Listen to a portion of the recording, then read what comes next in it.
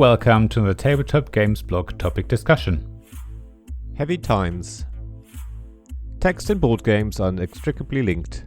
You find text in various places in every board game to a greater or lesser extent. I can't think of any game that doesn't have some text somewhere, but feel free to prove me wrong in the comments below.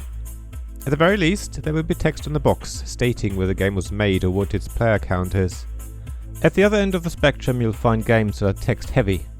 I want to look at the varying level of use of text in modern board games. It is only natural that there is text in games. It's one of the most popular forms of communication and is shared by deaf and hard of hearing, blind and visually impaired, as well as hearing and seeing people. Of course, blind and visually impaired people also use another form of text, Braille. Text is our way to communicate over distances and when separated by time, and has mostly taken over from oral traditions. Text is a way to record information and allows to access it later. Text is therefore critical to every game.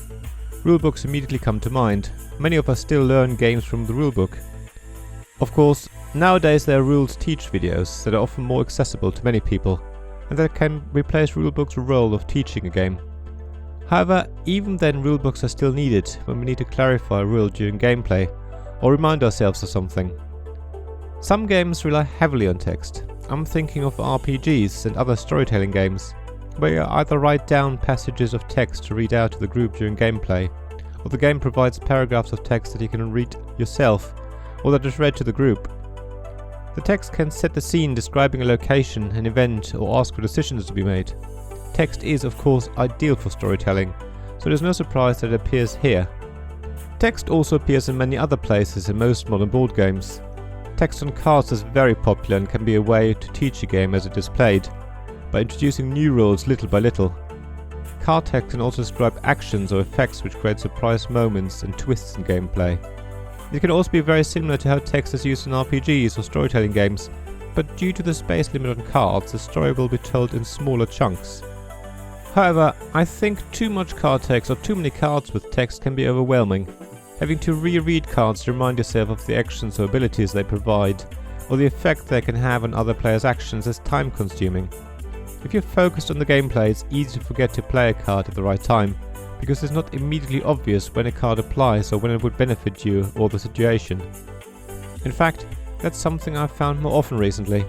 I find it hard to remember what my cards do and therefore forget to use them. It isn't even just card text. If there's a lot of text on the game board, my player mat, or in other places, it often confuses me, at least when the text describes effects or abilities that I need to remember and choose to use at the right time. I'm a very visual person, so I much prefer the use of symbols. If done well, symbols are much easier to assess and evaluate. It becomes much more of a pattern matching challenge than a memory game.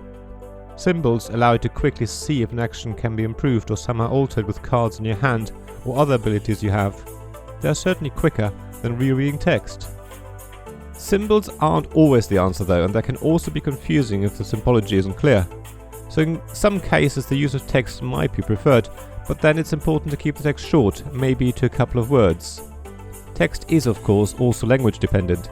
If a game uses a lot of text throughout, it will be harder to introduce to someone who doesn't speak that language, or it'll take longer to translate that game into another language.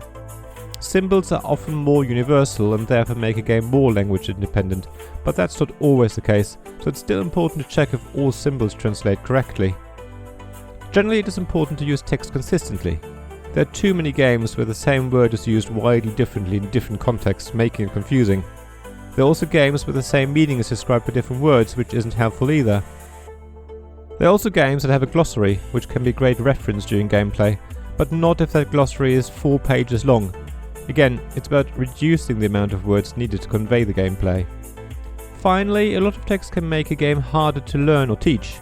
I'm not just talking about rulebooks, but text throughout a game. It is often a good idea to split text up into sections to make it easier to digest. It goes back to the idea of being able to learn a game as you play it. If you only need to read a little text to start and then read more as you go along, it usually makes for a much better experience. Similarly, and this should be obvious, a rulebook that is nicely divided into sensible sections is easy to read and refer back to. Just remember, too little text can also be an issue. If the game doesn't explain everything, it's no good, unless some things are intuitive. but even then you probably want something written down to confirm that your intuition is correct.